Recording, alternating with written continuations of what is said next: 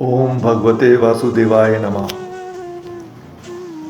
श्री भगवत गीता के पहले अध्याय के महत्व के बाद मैं आपको गीता का पहला अध्याय सुना रहा हूँ। धृतराष्ट्र बोले, हे संजय, धर्म भूमि कुरुक्षेत्र में इकट्ठे हुए युद्ध की इच्छा वाले मेरे और पांडु के पुत्रों ने क्या किया?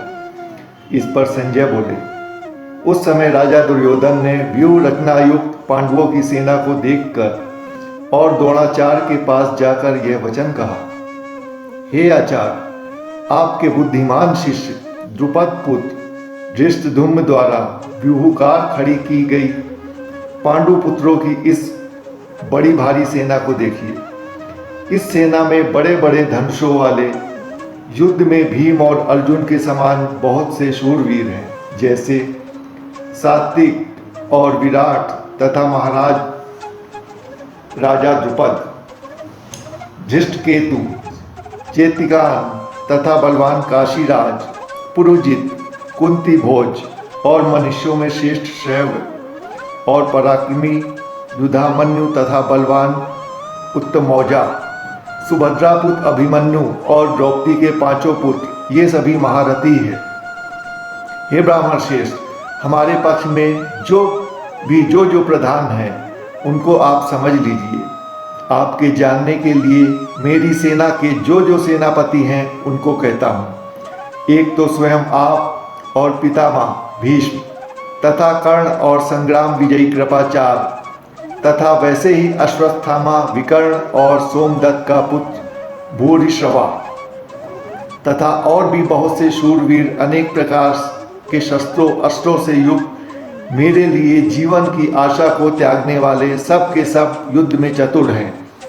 भीष्म पिता महा द्वारा रक्षित हमारी यह सेना सब प्रकार से अजेय है और भीम द्वारा रक्षित इन लोगों की यह सेना जीतने में सुगम है। इसलिए सब मोर्चे पर अपनी अपनी जगह स्थिर रहते हुए आप लोग सब के सब ही निसंदेह भीष्म पितामह की ही सब ओर से रक्षा करें। इस प्रकार द्रोणाचार्य से कहते हुए दुर्योधन के वचनों को सुनकर कौरवों में वृद्ध बड़े प्रतापी पितामह भीष्म ने उस दुर्योधन के हृदय में हर्ष उत्पन्न करते हुए उच्च स्वर से सिंह की नाद के समान गर्ज कर शंख बजाया। उसके उपरांत शंख और नगाड़े तथा ढोल, मृदंग और नरसिंहादि बाजे एक साथ ही बजे। उनका वह शब्द बड़ा भयंकर हुआ। उसके अनंतर सफेद घोड़ों से युक्त उत्तम रथ में बैठे हुए श्री कृष्ण महाराज और अर्जुन ने भी अलौकिक शंख बजाए। उनमें श्री कृष्ण महाराज ने पांचजन्य नामक शंख और अर्जुन ने देवदत्त नामक शंख बजाया।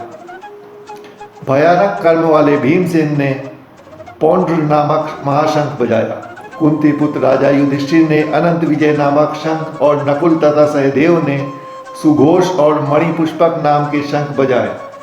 शेष धनुष वाले काशीराज और महारथी शिखंडी और धृष्टद्युम्न तथा राजा विराट और अजेय सात्विकी तथा राजा द्रुपद और द्रौपदी के पांचों पुत्र और बड़ी भुजा वाले सुभद्रा पुत्र अभिमन्यु, इन सब ने हे राजन अलग अलग शंख बजाए।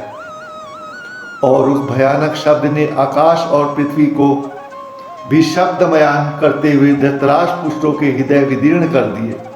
हे राजन, उसके उपरांत कपिध्वज अर्जुन ने खड़े होकर धृतराष्ट्र पुत्रों को देखकर उस शस्त्र चलाने की तैयारी के समय धनुष उठाकर ऋषिकेश श्री कृष्ण महाराज से यह वचन कहा, हे अच्युतत, मेरे रथ को दोनों सेनाओं के बीच में खड़ा करिए, जब तक मैं इन स्थित हुए युद्ध की कामना वालों को अच्छी प्रकार देख ना लूं कि इस युद्ध रूप में व्यापार में मुझे किन किन योद्धाओं के साथ युद्ध करना है। दुर्बुद्धि दुर्योधन का युद्ध में कल्याण चाहने वाले जो ये राजा लोग इस सेना में आए हैं, उन युद्ध करने वालों को मैं देखूंगा।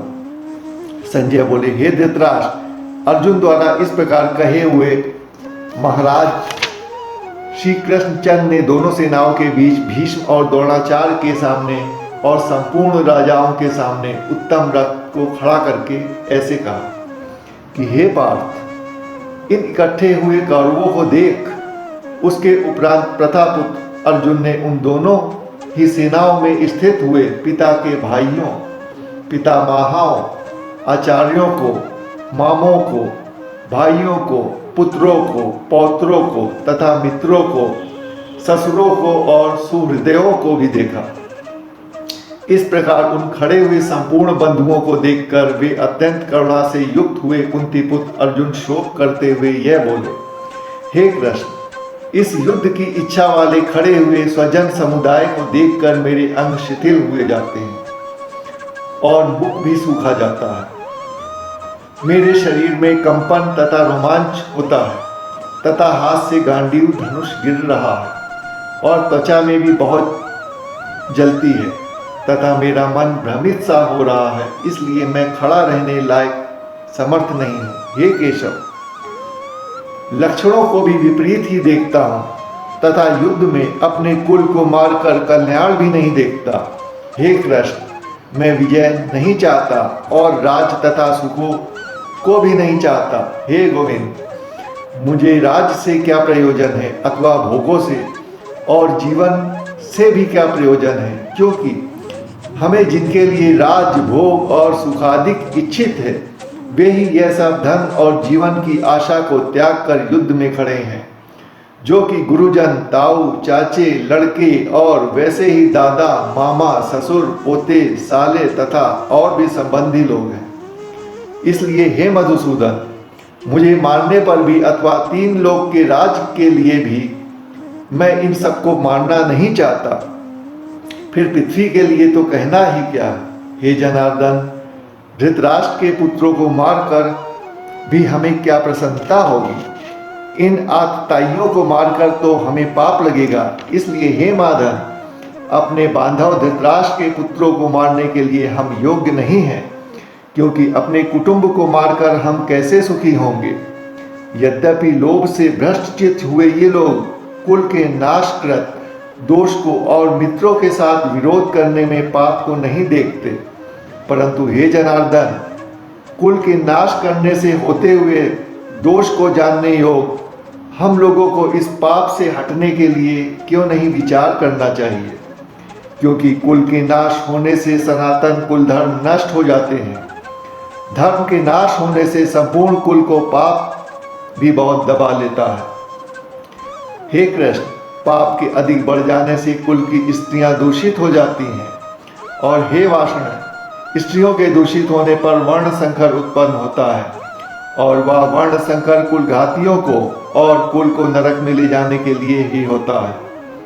लोप हुई पिंड और जल की क्रिया वाले इन पितर लोग भी गिर जाते हैं, और इन वर्ण संकर कारक दोषों से कुल घातियों के सनातन कुल धर्म और जाति धर्म नष्ट हो जाते हैं, तथा हे जनार्दन, नष्ट हुए कुल धर्म वाले मनुष्यों का अनंत काल तक नरक में वास होता है, ऐसा मैंने सुना है। अहो, शोक है कि हम लोग बुद्धिमान होकर भी महान पाप करने को तैयार हुए हैं, जो कि राज और सुख के लोभ से अपने कुल को मारने के लिए उद्यत हुए हैं। यदि मुझ शस्त्र रहित न सामना करने वालों को शस्त्र रहित शस्त्रधारी धृतराष्ट्र के पुत्र रण में मारे तो वह मारना भी मेरे लिए अति कल्याणकारक होगा। संजय बोले, रणभूमि में शोक से उद्विग्न मन वाले अर्जुन इस प्रकार कहकर बाण रहित धनुष को त्याग कर रथ के पिछले भाग में बैठ गए। इति श्री भगवद गीता के अर्जुन संवाद का प्रथम अध्याय समाप्त। द्वितीय अध्याय के लिए कृपया आप लोग मेरे चैनल को सब्सक्राइब करें। ओम नमो शिवाय। जय श्री कृष्ण।